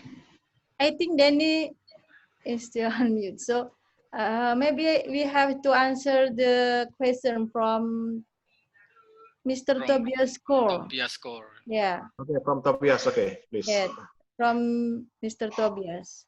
Okay. Yeah. From Mr. Tobias. Tobias has a question. Tobias has a question about. Okay, Mr. Tobias, would you like to? I don't know. I have read before. Yeah. Okay. Sounds very interesting, all this stuff. And, I've been living on a similar area in Greece where we have such kind of volcanoes. So these lava domes, andesitic and dacitic volcanoes. And it's told that the lava characteristics there is very dry, very viscous, and not a big content of water. The most activity is caused there by crystallization of the magma. So is this similar to the Merapi volcano? Because it's all subduction volcanoes. What do you say about Merapi? Okay, thank you, Mr. Tobias. Okay, I told before that Merapi has two magma chamber in the 1.5 kilometers and in the 5 kilometers from the kilometers. In first magma chamber, the magma is basaltic, and the second chamber is andesitic. The magma from basaltic to andesitic become differentiated, and then up to the surface and become more acid, more andesitic. So not only as dry magma, but it viscous magma not because less than water, but it's about very high in ferromagnesium, and also not only oxide, because very viscous. Yes, sir. Very interesting, because we have similar volcanoes in Greece, and also there are pyroclastic flows documented by the layers they have left on the landscape. And so I think studying Merapi volcano or Kelut is very important to understand the future of the Greek volcanoes also. And that's why all these volcanological societies and institutions should be connected, so one learns from the experience of the others. Yes, thank you. Super. Yeah, Andy? Yeah. Okay, thank you. Yes. Okay, thank you very much. Yeah. Okay, thank you very much, Ibu Sri. Okay, there's so much questions, so much discussion also in the chat room, and very crowded also in the chat room. Yeah. And then we have almost finished, and then I would like to ask to the participant, we will be give us some more time for our discussions, because we're more deep and more interesting. And then I need the questions from participants, probably. There's Susi. Susi ESG. Yeah. Susi, Jogja local government watch over the activity of the volcano in two ways: scientific way by the volcanologist and spiritual way by the keeper, led by Marijan. Because we are superstitious. What the questions? Yes, we have so many questions. Statement maybe. Yes, maybe for Arianto. By Susi ESG. Susi ESG. Oh, from Susi. Okay. Jogja local government watch over the activity of the volcano in two ways: scientific way by the volcanologist and spiritual way by the keeper. Yeah. Led by Marijan, because we are superstitious. Okay. I think this is statement from Susi about what happened in our society. We are very spiritualist, and we are very we believe the spirit, and also we believe in technology. So this a kind of like I don't know, split personality. It is my personal opinion. Yeah.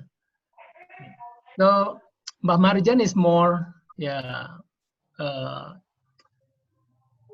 people from the past, yeah, and then his successor Asih is going to be different, the millennial. He's about 54 now, actually. Okay. Yeah. I can answer it also. Go to the next question. Go to the next question. Yes. Bye. Okay. Excuse me, Miss Ibu Sri. Probably Susi would you like to asking directly by open mic, please, Miss Ibu Susi? Yeah, thank you for the opportunity. Actually, I haven't finished writing that, and my actual question was, do they still do it until now? Because after the death of Marijan, I never heard anything from his successor, which is his son. So actually, that was my question, but I was not finished writing that. Thank you. Okay. Mr. Arianto? Okay. Yes, I've met him, yeah, but 2 days ago personally, and he confirmed that okay, tradition, the offering, it would be always done every year, but the what's called it, the action, how to cope the problem, the mitigation, he preferred to follow the direction from the government. Okay. This is my. Okay, thank you so much. Thank you, Arinta. Okay, thank you very much. And then there's so many questions. Probably it will be next time, but I need to someone want to ask a question directly. And I need someone here over here. Probably Mr. Marcus. Marcus Hauer, something? Yes, Mr. Marcus. Are you with us? The microphone is not coming. Please unmute first, Mr. Marcus. Okay, Mr. Marcus. No? Yep. So it should be all right now. Hi, Marcus. Okay, it's on. It's on. Andy. Yeah, great. Maybe a question. I saw a documentary a few years ago, or no, just 2 months ago, about an expedition of German volcanologists from Potsdam to Merapi.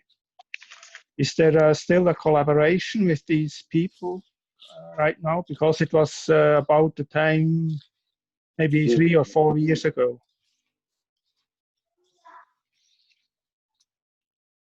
So is this still ongoing collaboration?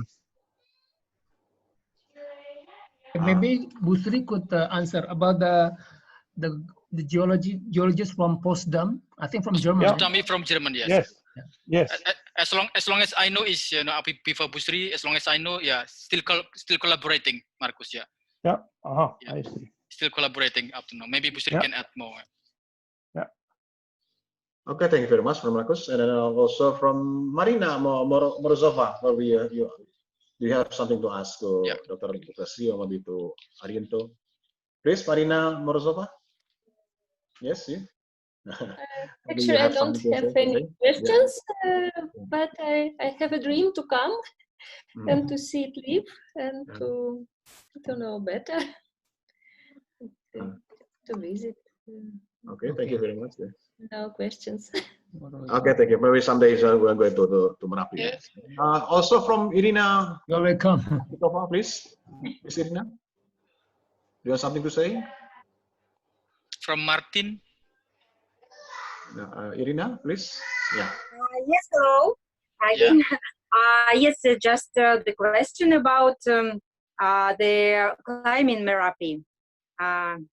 As we organize the trips there. So Andy or someone else, can you explain how to climb it? Is it difficult, easy? Is it possible to look into the crater?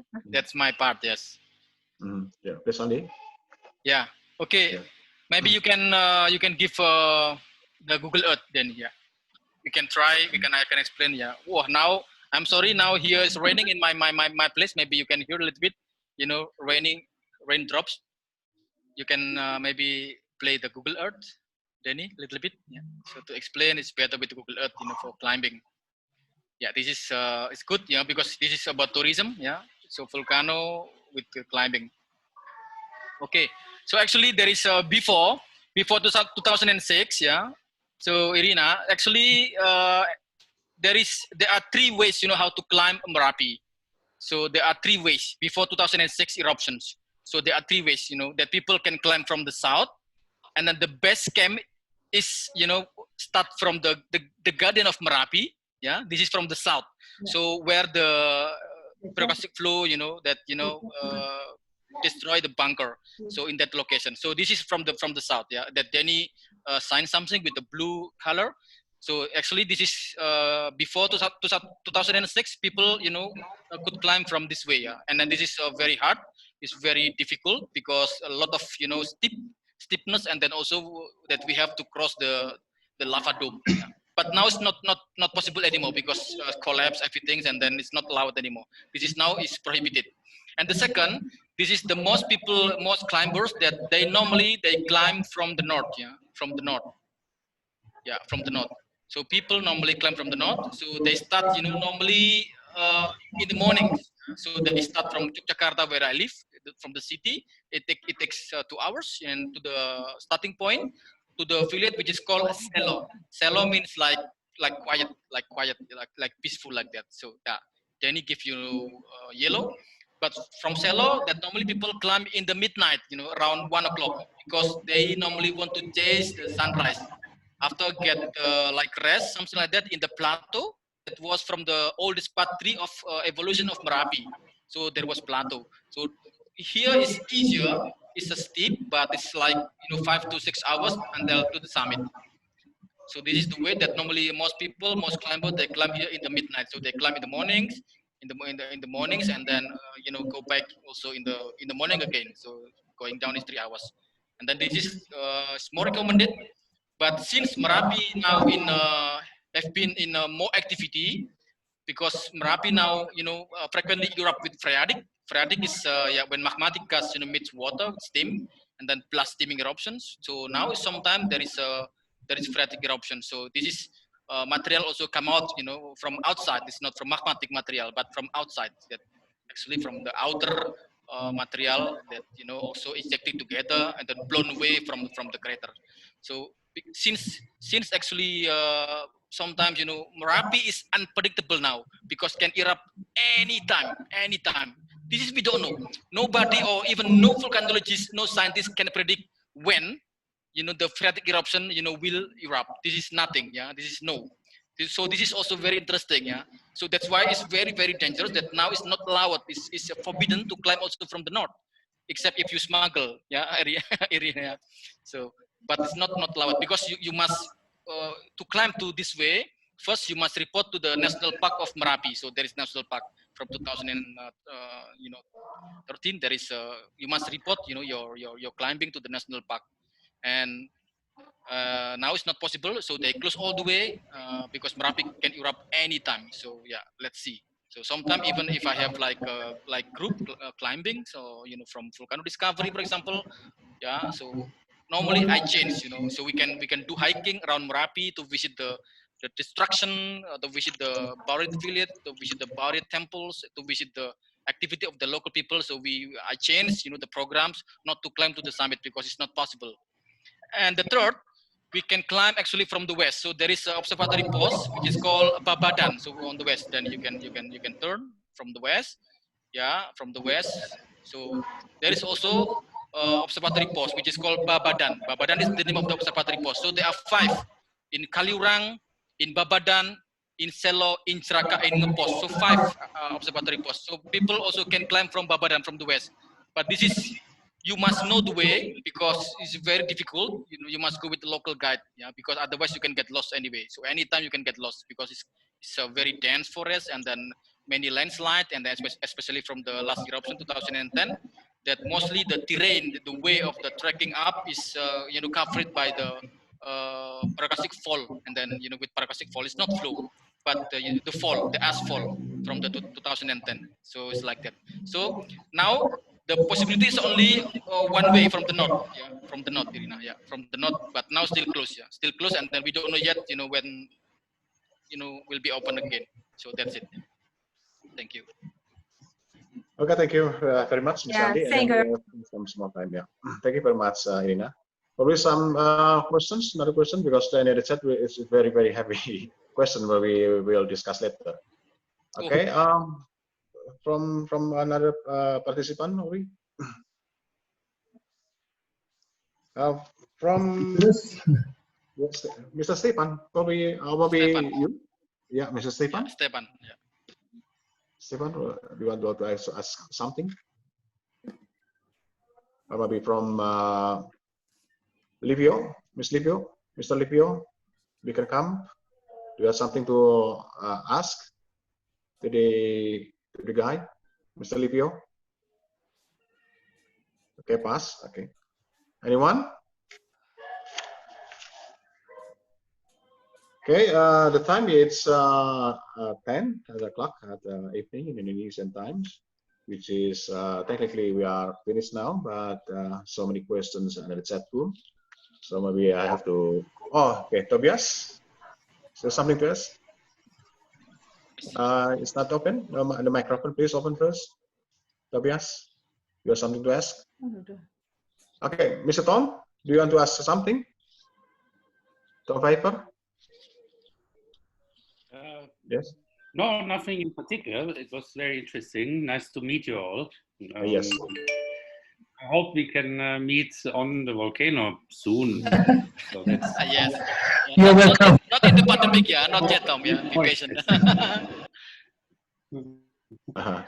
Okay, thank you very much. Okay, we are goes to Mr. Heriadi Rahmat. Please, something you want to add something about the volcanoes or maybe eruptions, or mostly Indonesia, and then as in the overview of the volcanoes in Indonesia. Please, Mr. Heriadi Rahmat, you want to add something? Bapak Heriadi Rahmat is unmute, Pak.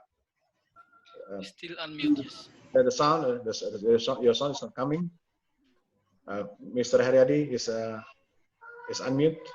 Please mute first. Okay. Okay, yeah, there you go. Please. Thank you, Mr. Denny.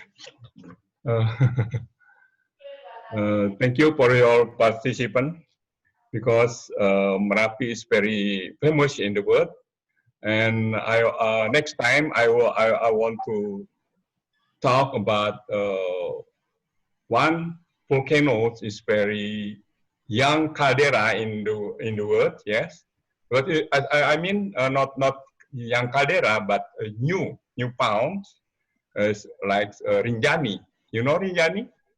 Yeah, in Lombok, yes, Lombok Island. Lombok Island, yeah. We have in our country we have 3 caldera. In 800, Rinjani in 1957, Tambora 1815, and Krakatau is 1883. Yeah, and this time Indonesia will celebrate 100 years about volcano. Yeah, Busri, can you hear me? Yes, Yeah. I hear you. Yeah, Indonesia will be celebrate volcano Yes, 100 years. Yeah, my Denny. very many volcanoes. Yes, many volcanoes. Yeah, 100 years. Yeah, for next month maybe. Yeah. We'll many presenter from many country. Yeah, talk about volcano in the world. Yeah, especially in Indonesia. Yeah, Pak Busri. Yeah. Yeah. Can you continue? Okay, thank you very much, Mr. Heriadi Rahmat. Mr. Heriadi was sorry do the investigation, or maybe I have a book about the. We hope next month, yeah, we'll start to celebrate 100 apa 1000 tahun, 100 tahun tuh. 100 years anniversary. 100 years of anniversary, yeah. All right. Maybe 100 years of volcanoes. Yeah. Our participant can be joined with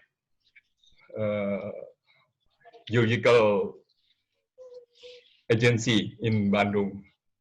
Thank you. Okay, thank you very much, Mr. Heriadi. And then I would like to go to Mr. Othman Ayed from Langkawi. Malaysia. Mr. Othman from Malaysia, thank you.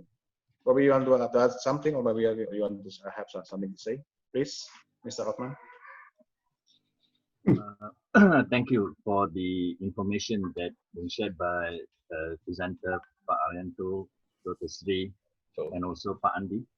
And in 2016, when I have this experience, what in my mind that hopefully after COVID-19, we can do something among geopark, yeah, where we can bring people, because like in Langkawi, in Malaysia, is yeah, we don't have volcano. That's why some things that good experience for people to know, especially about the mythology, where people can learn more, and something about survival. This is what I can see. It's very important for people to have beliefs, and at the same time also about the technology, where people can learn day by day. And yeah, this is the words that we learn from the past. So thank you for the sharing session. Thank you. Yeah. Langkawi is the first geopark in Southeast Asia, yeah? Yeah. Thank you very much. Yes, because Mr. Hari Rahmat also was the pioneer in Geopark Indonesia, and he always push the government through the knowledge through the geological agency in Indonesia. And please, anybody want to say something? Maybe from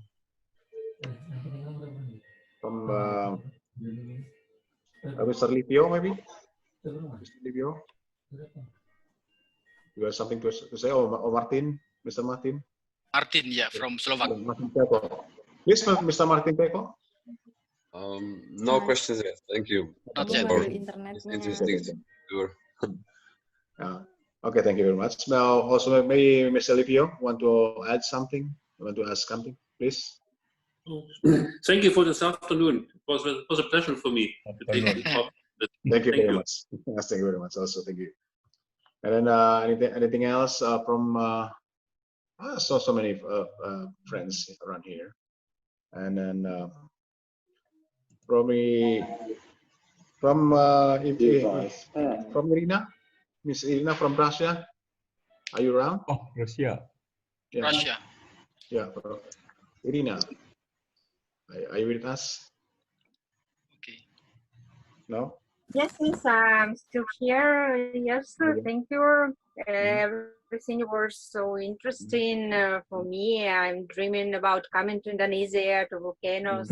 Oh yes, please come, Irina. Yeah, yeah, sure. But not now, it's not possible. Too much virus now. It's not possible. Yeah, not now. Still lockdown.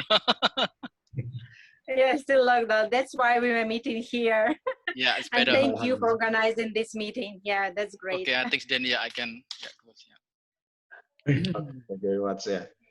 Okay, friends, and then colleagues, and then now it's 8 o'clock, which is our final meeting. And thank you very much from everybody, and then thank you very much to Dr. Sri Mulyaningsih. Thank you very much. It was very enlightenment about talking about the Merapi, and also Mr.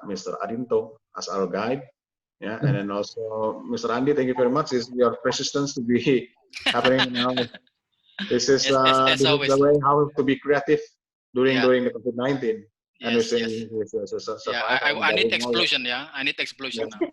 Yes, we need explosion because okay, maybe I can close then. Yeah, I can a little bit overview for the next program. Yeah, for Semeru. Yeah.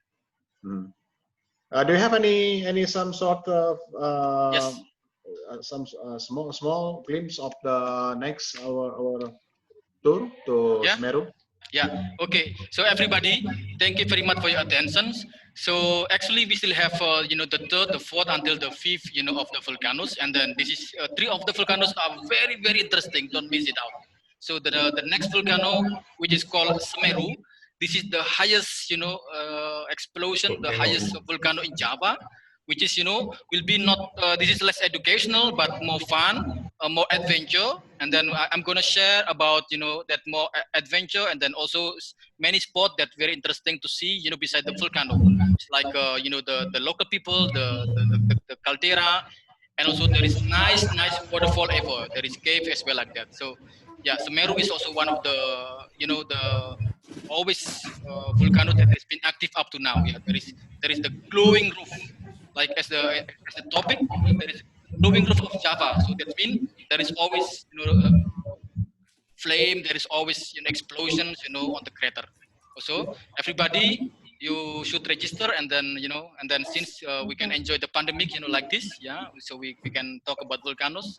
This is what I love very much. So yeah, so and then after from Semeru we will go to Karangetang. So this is fantastic super volcanoes. Yeah, so like Semeru also is a fantastic volcano. And Bromo, not include Bromo. Bromo we can share after from Semeru. Yeah, so if you are not tired after climbing up to the crater, we can go to Bromo. If not, if you are tired, you can sleep. Okay, on the car. Okay, Denny. So don't miss it, everybody, for the Semeru. Yeah, please welcome. Yeah, welcome back. Yeah, Semeru volcano. Yeah. Thank you very much. Yeah, so next week we'll be going to Semeru, and then I hope you will join us again. And, for adventure, yeah, adventure trip. Yeah. And it will be fun, and it will be lights.